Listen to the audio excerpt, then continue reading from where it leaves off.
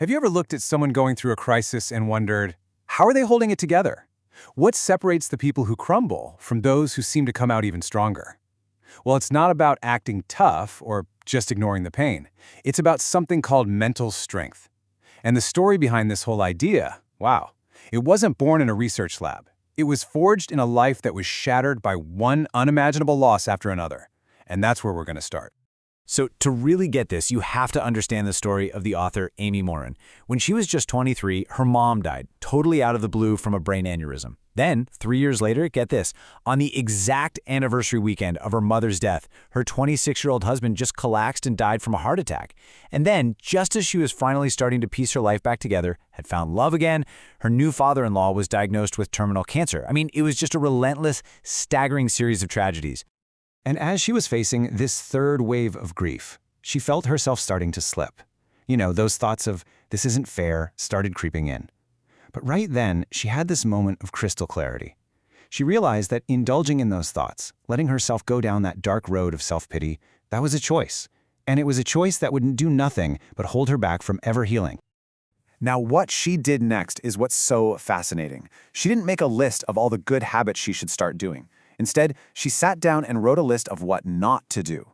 13 destructive habits that she realized she'd been fighting against just to survive. She saw that our bad habits are like anchors. You can have all the positive habits in the world, right? But if you're still dragging those anchors along the seafloor, you are going nowhere. And this whole experience is what led her to define what she calls mental strength. And look, it's not about being some kind of robot or pretending everything is fine when it's not. It's really a skill. It's the ability to manage your inner world, your thoughts, your emotions, so that you can act in a positive, productive way no matter what crazy stuff life decides to throw at you. So, how do you actually build it? Well, she breaks it down into this really cool three-pronged approach. First, you've got your thoughts. You got to catch those irrational, unhelpful beliefs and swap them out for more realistic ones. Second, your behaviors. You choose to act in a way that helps your situation, not hurts it. And third, your emotions. You learn to regulate them, to understand them, so they don't get to be the one in the driver's seat. Okay, and we really need to bust a few myths here. Mental strength is not about puffing out your chest and acting tough. It is not about bottling up your feelings, and it is definitely not about that kind of toxic positivity, just thinking happy thoughts all the time. What it is about being deeply in tune with your emotions, acting in a way that lines up with your core values, and thinking realistically, not just positively. Big difference.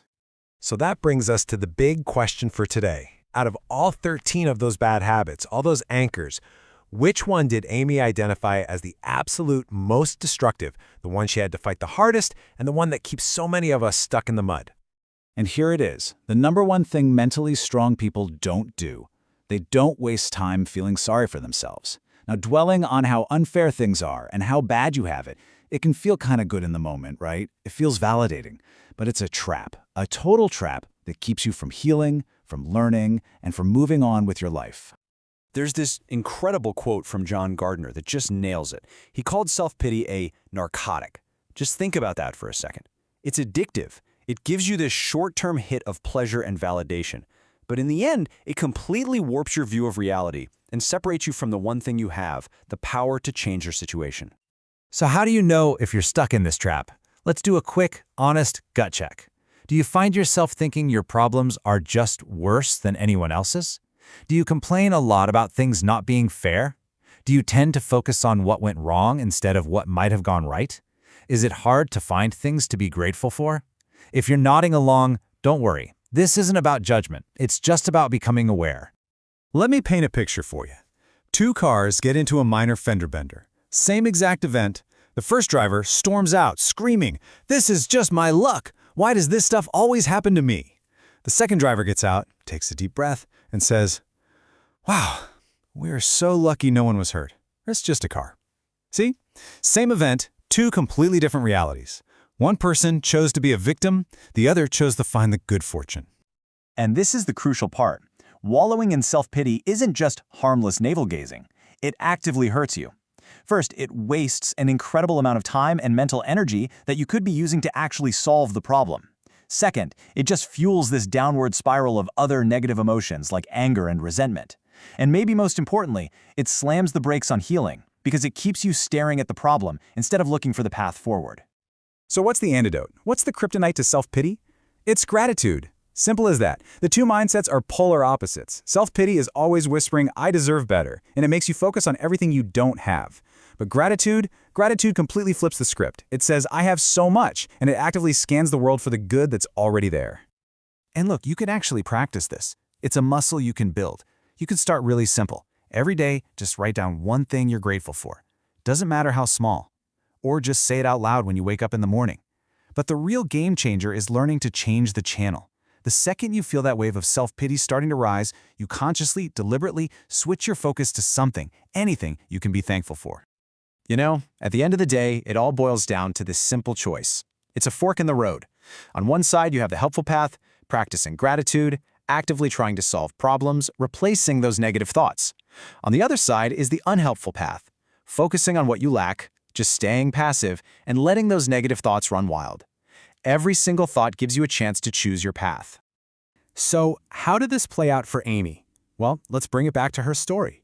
When the first birthday of her late husband came around after he died, she had a choice. She could have what she called a pity party and just sit around feeling miserable, or she could do something else.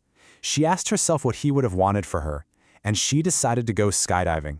She literally traded a pity party for an adventure. She chose to celebrate his life instead of just mourning her loss. That's a choice. And that's really the heart of it all. Your bad habits, especially a corrosive one like self-pity, are anchors. They are heavy, and they will keep you stuck right where you are, no matter how hard you rev the engine. The only way to sail on is to see them for what they are and make the conscious choice to cut the rope. So I'll leave you with this question to think about. Which anchor will you cut loose first?